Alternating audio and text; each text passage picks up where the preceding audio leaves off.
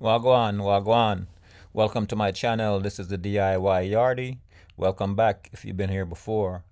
In this video, I'm working on a 2009 Chevy Impala. And the issue with this car is it's having a clicking sound coming from behind the driver's side dashboard. And it's stuck on cold air, no heat. Okay, or it could be stuck on heat, no cold air or AC. All right, so this is the issue here. It's called a blend door actuator, and I'm going to show you how I go about getting this part replaced to solve this issue. These are the tools we need: a 5.5 millimeter, quarter inch, a 7 millimeter, and our ratchet. Okay, also a screwdriver to get some of the items removed.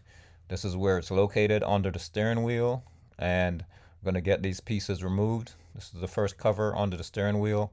You're going to pop that off of there. There's also two 7 millimeter screws at the bottom. There's these little clips you have to pop out using a screwdriver. Remove this bulb. This is the lower cover, and this is the OBD port. You're going to remove that from the cover. Remove that cover out of the way. And then this metal piece here, there are two 7 millimeter, well actually four altogether, 7 millimeter bolts that you're going to get unscrewed to take that out of the way. And that's what it looks like once all the pieces are removed. Okay, I actually had footage taking this apart, but I lost that footage. If you need some more footage as to taking it apart, you can go towards the end of the video and it shows the full reinstallation of these covers. Okay, so at this point here, I've actually removed the actuator and reinstalled the new one, and it's only two screws that holds this in place. Those are the 5.5 millimeter screws, and part of doing this is you want to remove the screws, take the actuator off from the heater unit, and then unplug the yellow wire you see on top there. Okay, and also be sure to do this with the car off. Okay, don't have the car or the ignition on while you're doing this. Okay, because you don't want any power going to the actuator while you're working on it. Okay, so like I said, unscrew these 5.5 millimeter screws. Then once you get the actuator removed from the heater box, you unplug it. Then you put your new one in place, or you should reconnect your new one to the plug. And then, put it in place where it's sitting there. Reinstall your screws and tighten down on it. Okay, and remember, this is plastic, so you only want to snug these screws. You don't want to wrench them really hard and strip the plastic out. Once you tighten it and it feels a little snug, you're good. All right, so that's what I'm in the process of doing here. And once I do that, should be good to go to do a test on it. All right, and it's the same. There's one of these on either side of the engine. The driver's side is on the side where the driver is, and the passenger side is on the passenger side behind the glove box. Okay, and like I said, this can be like you'll hear a loud thump, thump, thump, thump, thump, thump, or click, click, click, click noise coming from behind your dashboard, and you will only be getting hot here or cold here or possibly just warm. All right, and what happens is this part here, it has gears in it that moves this door to open and close, and the gears are worn out or stripped. Okay, so I got this new one in and I'm testing it, and no more noise, and it's actually moving between hot and cold. Okay, so with this part being bad, if it's summertime and it's stuck on the heat, then you'll be getting heat instead of AC. And if it's wintertime and it's stuck on cold, you're only getting cold instead of heat. So this, most of the time, this is the issue why you only get on one side of the car. If it's only one side of the car, now if you're getting cold on one side of the car only in the wintertime and it's not moving the heat, I'm sorry, if you're getting cold on both sides of the car during the wintertime and it's not moving the heat, it could be another problem, like possibly a heater core.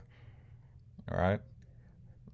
So depending on if it's just one side, it's definitely this is your problem. If it's only one side of the car. But if it's both sides of the car, you're getting the same problem. It could be something else major, more than these actuators. Okay. So like I said, I lost my footage, the taking apart footage. So putting back together here, I'm gonna show the full reinstallation of these covers. Okay. And someone had been in this car before, did some type of work under here because some of the screws were missing, from this car. Whoever went in here before, they didn't replace all the screws and caps back in place. This metal piece that I'm putting back here actually supposed to carry 4 7mm screws, and there were only 2 there. The 2 lower ones were missing. Okay, so I'm getting these tightened up. And also, if you're watching this video, please think about subscribing to my channel. I do this to try to help other people with similar issues, and it takes time to do these videos, put them up on YouTube. It's a lot of work. It might not seem like it, but it's a little bit of work to do this. It takes time. So just hit that subscribe button, hit the like, the thumbs up button. It will really help me to grow my channel. All right, I really appreciate that if you can do that. Anyway, I'm getting my OBD back, and this is the lower cover below the steering wheel. Okay, it's a lower cover plate, and they put that in place. And once you put that in place, then you're gonna there's also a light, the bulb that goes in there.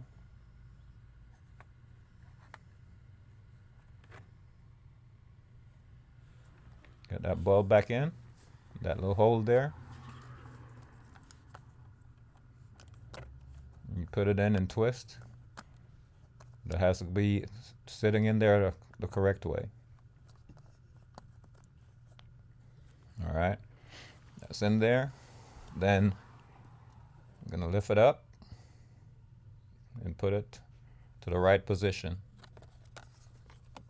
There's one in the back, there's 1 clip towards the rear and 2 up front. 1 to the right there, and another. Okay, got a clip in, and then that's the lock pin I'm putting in there. And there's another one right here above the brake pedal, or above the brake and the gas pedal. Another pin goes in there. The lock pin.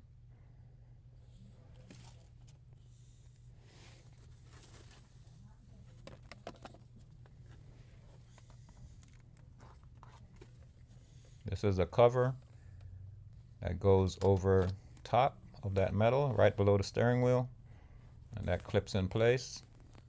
It's four clips, 1 on each corner. Just push it on until you hear it clip back in place. And there's a 3rd pin that was actually missing from this car that goes in this hole up on the here above the gas pedal, but that pin is missing, so I'll have to get one to put in there. Okay, that's pretty much it.